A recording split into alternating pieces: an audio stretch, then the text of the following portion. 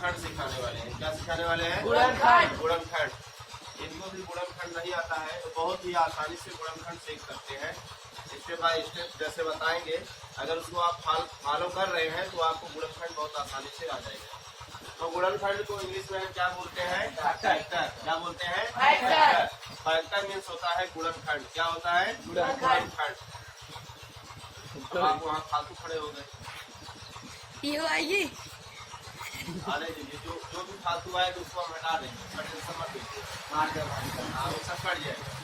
तो गुणनखंड को हम इंग्लिश में क्या कहते हैं? फैक्टर बोलते हैं। क्या बोलते हैं? फैक्टर। तो फैक्टर सीखने के लिए सबसे पहले हमको प्राइम नंबर सीखना होगा। क्या सीखना होगा? Prime number. Prime number means होता है अभाज्य संख्या। क्या होता है? अभाज्य संख्या। अभाज्य संख्या किसे कहते हैं? अभाज्य संख्या किसे कहते हैं? जो संख्या किसी पहाड़े में न आवे उसे हम अभाज्य संख्या कहते हैं। बोला करिए, जो संख्या किसी पहाड़े में न आवे उसे हम अभाज्य संख्या कहते हैं। तो अभाज्य संख्या किसे कहते हैं? जो संख्या पहाड़े में ना आवे उसे हम अभाज्य संख्या कहते हैं। जो संख्या पहाड़े में न आवे उसे हम अभाज्य संख्या कहते हैं। फॉर एग्जाम्पल के लिए जैसे 2 हो गया, 3 हो गया, क्या समझिए? 2 हो गया, 3 हो गया, 5 हो गया, उसके बाद 7 है, फिर 11 है, फिर 13 है, फिर 17 है, फिर 19 है। इसके आगे हम ETC लिख दे रहे हैं, एक्सेट्रा यानी इत्यादि। बहुत सारी अभाज्य संख्याएं हैं। 19 के बाद 23 है, फिर 29 है, 31 है, 37 है, 41 है, 43 है, 47 है, उसके बाद 53 है, 59 है, 61 है, 67 है, 71 है, 73 है, 89 है, ETC फिर सेक्ट्रा, यानी बहुत सारी हैं जिसको हम और आप गिन नहीं सकते हैं। तो दूसरी नंबर क्या सीखना है? गुणनखंड को सीखने के लिए दूसरी नंबर कौन सी नंबर है जो सीख जाए और गुणनखंड हमको आ जाए? तो दूसरी नंबर है जिसका नाम है इवन नंबर। कौन सी नंबर? Even number.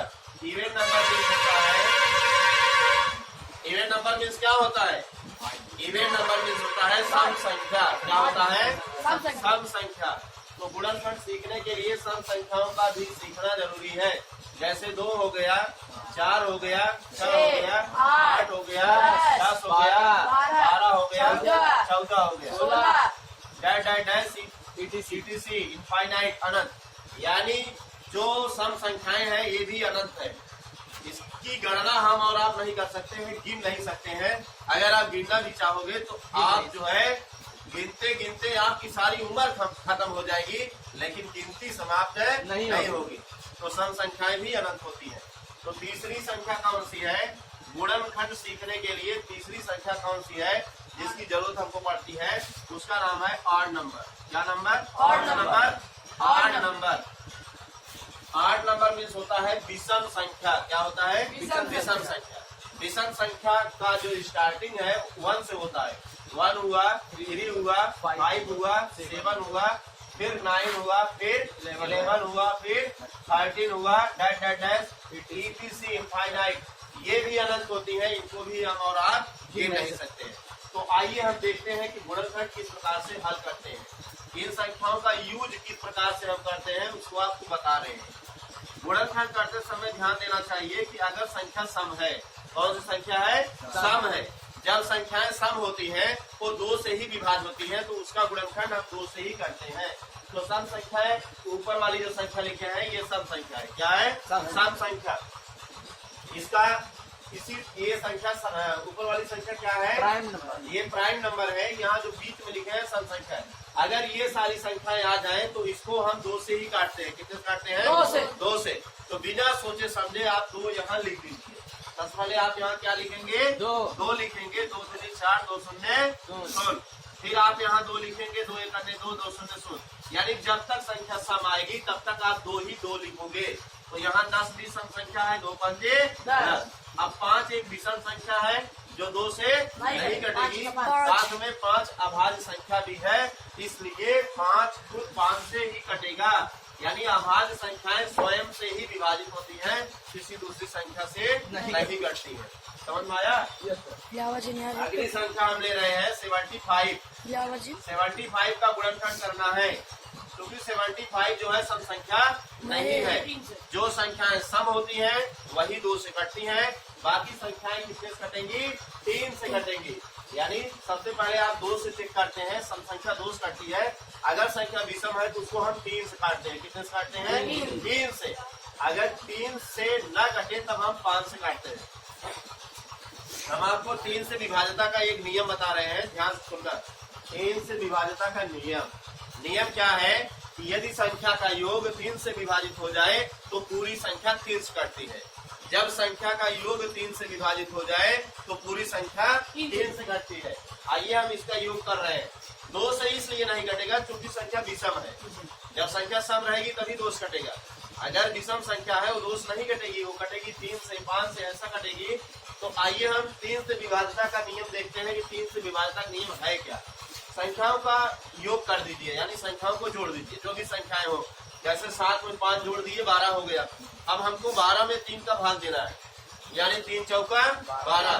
जब 12 3 से कट गया यानी 75 भी 3 से कटेगा। यही सिस्टम है, बहुत आराम से आप जान सकते हो कि संख्या 3 से कटेगी कि नहीं कटेगी। बिना हल किए आप देखिए, हम पता लगा लिए। 7 में 5 जोड़े कितना हुआ? 12। 12 में 3 का भाग देंगे, 3 चौका 12। जब 12 3 से कट रहा है यानी 75 भी 3 से ही कटेगा। तो आइए हम देखते हैं। 3 दूनी 6, 3 पचे 15। यहाँ देखिए 5 पचे 25, 5 सेकंड 5। इस तरह से देखिए 75 का गुणनखंड बहुत ही आसानी से हो गया। आइए हम किसी दूसरी संख्या को लेते हैं। जैसे हो गया 125, 125 यानी 125 का गुणनखंड अगर हमको करना है तो हम इसका गुणनखंड कैसे करेंगे? क्योंकि हम आपको 3 से विभाज्यता का नियम बताए हैं कि संख्या का योग कर दीजिए, योग करने के बाद 3 का भाग 2 अगर कटे तो 3 से कटेगा। और 2 से विभाज्यता का नियम है कि यदि किसी संख्या का इकाई अंक 2 हो, 4 हो, 6 हो, 8 हो, 0, यानी अगर संख्या सम है तभी 2 से कटेगी, अन्यथा 2 से नहीं कटेगी। अब देखिए इसको हम चेक करते हैं ये कितने से कटेगी। क्योंकि यहाँ पर हम अगर जोड़ रहे हैं 3 और 1, 2 और 1 कितना होता है? 3, 3 में 5 जोड़ेंगे 8, 8 में हम 3 का भाग देंगे, 3 से करना, 3 चौका 12। यानी यह तो ज्यादा हो रहा है या तो कम हो रहा है, इसलिए यह संख्या 3 से नहीं कटेगी। आइए हम 5 से विभाज्यता का नियम जानते हैं कि 5 से विभाज्यता का नियम है क्या। 5 से विभाज्यता का नियम है यदि किसी संख्या का इकाई अंक 0 अथवा 5 होता है वह संख्या 5 से अवश्य कटती है। तो देखिए इसका इकाई अंक 5 है ना, इसलिए यह संख्या 5 से जरूर कटेगी। तो आप यहाँ 5 लिख दीजिए। 5 दूनी 10, 5 पचे 25 और 5 पचे 25 हो गया। और फिर 5 करने 5 हो गया। इसी तरह से हम थोड़ी बड़ी संख्या लेते हैं। जैसे हो गया 1000, मान लीजिए 40 हो गया। 1040 का गुणनखंड करना है। देखिए बहुत ही आसानी से हम 1040 का गुणनखंड करेंगे। जैसे यहाँ 2 पंजे 10 हो गया और 2 दूनी 4, 2 शून्य 0। संख्या जब तक सम रहे आप 2 से काटते रहिए, बिना हिचकिचाए आप 2 से काटते रहिए। तो यहाँ देखिए 2 दूनी 4, 2 6 12, 2 शून्य 0। फिर उसके बाद 2 1 2, 2 3 6, 2 शून्य 0। अभी देखो संख्या सम है, जब सम है तो 2 से कट जाएगी। तो यहाँ देखिए 2 6 12, 2 पंजे 10। इसके बाद फिर देखिए 5 करने 5, 5 तिहाई 15 और यहाँ 13 करने 13। आइए एक संख्या और लेते हैं। जैसे हम ले लिए यहाँ पर मान लीजिए 700, मान लीजिए 750 ले लिए। कितना ले लिए? 750। 750 क्या है? सम है कि विषम है? सम है। चलिए सम है ना, इसलिए यह संख्या 2 से विभाजित होगी। कितने विभाजित होगी? 2 से। तो यहाँ 2 लिखिए, 2 तिहाई 6, एक बचा हो गया 15, फिर 2 7 14, फिर एक बचा हो गया 10, 2 पंजे 10। अब यहाँ जो 375 आया है, अब 375 एक विषम संख्या है जो कि 2 से विभाज्य नहीं होगी। अब हम इसको कितने से काटेंगे? अगली काटने वाली संख्या 3 है। तो 3 से काटने का नियम बताए हैं कि संख्याओं का योग करिए और योग करने के बाद 3 का भाग दीजिए। अगर भाग जाएगा तभी 3 से कटेगा, अन्यथा 3 से नहीं कटेगा। जैसे यहाँ 3 और 7 जोड़ेंगे कितना होगा? 10। 10 में 5 जोड़े कितना होगा? 15। 15 में अगर हम 3 का भाग देंगे 3 पचे 15, तो ये संख्या 3 से कट जाएगी। 3 1 3, 3 2 6, 3 पचे 15। अब जरा चेक करिए 3 से कट रहा है यहाँ 1 में 2 जोड़ेंगे 3, 3 में 5 जोड़ेंगे 8, 8 में 3 का भाग देंगे 3 3 का 9, 3 दूनी 6, इसलिए यह 3 से नहीं कटेगा। 5 से विभाज्यता का नियम है, यदि किसी संख्या का इकाई अंक 0 अथवा 5 हो, ऐसी संख्या 5 से अवश्य घटती है। तो यहाँ आप 5 लिख दीजिए, 5 दूनी 10, 5 बचे 25। उसके बाद फिर देखिए 5 बचे 25 और 5 करने 5। आइए हम देखते हैं कि हमारा गुणनखंड सही है गलत। सारा गुणनखंड चेक करते हैं। चेक करिए, 2 दूनी 4 दूनी 8 बचे 40। देखिए 40 आ गया, यानी गुणनखंड सही है। यहाँ भी चेक करिए, 3 बचे 15, 15 बचे 75, ये भी सही है। यहाँ भी चेक करिए, 5 बचे 25 बचे 125, यहाँ पर भी सही है। 2 दूनी 4 दूनी 8 दूनी 16 बचे 80, 80 में अगर हम 13 गुणा करेंगे तो 1040 होगा, यहाँ पर भी सही है। आगे आप देखिए, 2 तिहाई 6, 6 पंजे 30, 3 पंजे 150 और 150 मतलब 150।